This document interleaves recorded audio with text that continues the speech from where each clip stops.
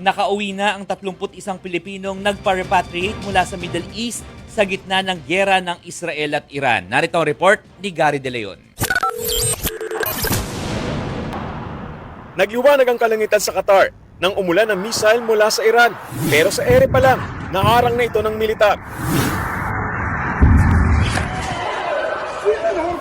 Sa lakas ng mga pagsabog, nagkagulo sa isang shopping mall sa lungsod ng Doha.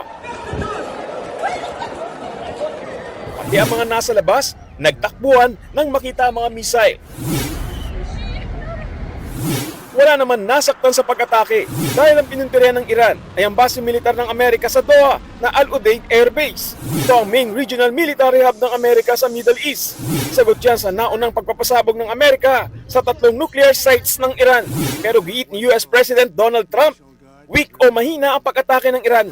Nagbigay rin daw ng notice ang Iran sa Amerika at Qatar bago ang ginawang pag-atake kaya walang nasaktan.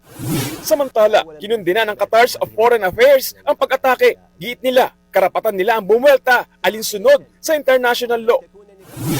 Pansamantala namang sinara ang Qatar airspace dahil dyan. Dahil nga nadamay na ang Qatar. May higit 200,000 Pilipino ang apektado. Na! Lumin, ay dumadaan na dito sa amin. Tutaas ng bubong namin. Ay, naglalabanan na. Kwento ng OFW at permanent resident ng Qatar na si Daryl Lagos. Tila lumilindol ng umulan ng missile. Everybody was already aware that medyo may tension na rin. Nanginig yung pinto ng bahay, yung paligid.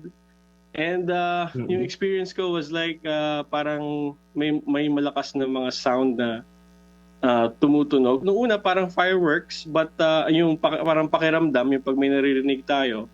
But nakita ko ba't gumagalaw yung paligid o parang nagvo-vibrate. So doon ko naisip parang ano ba to? Ito na ba yon? Halos 3 oras daw tumagal ang pagpapakawala ng missile.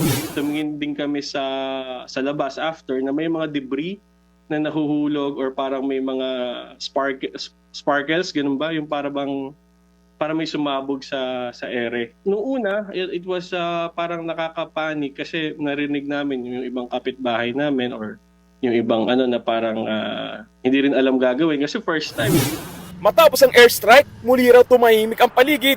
Pero nananatiling naka-alerto ang lahat. Yun, nagdadasal na lang din na sana it doesn't escalate at mag-de-escalate siya. Para po sa mga pamilya namin sa Pilipinas, we are okay. We are safe. 31 Pilipino naman ang stranded matapos isara ang paliparan sa Qatar. Ligtas na sila at kasalukuyang hinihintay ang flight rescheduling. Nananawagan naman ang Embahada ng Pilipinas sa Qatar na maging alerto sa mga nangyayari. Tuloy pa rin ang repatriation ng mga Pilipino mula sa Middle East. Nagbabalita mula sa frontline, Gary De Leon, News 5.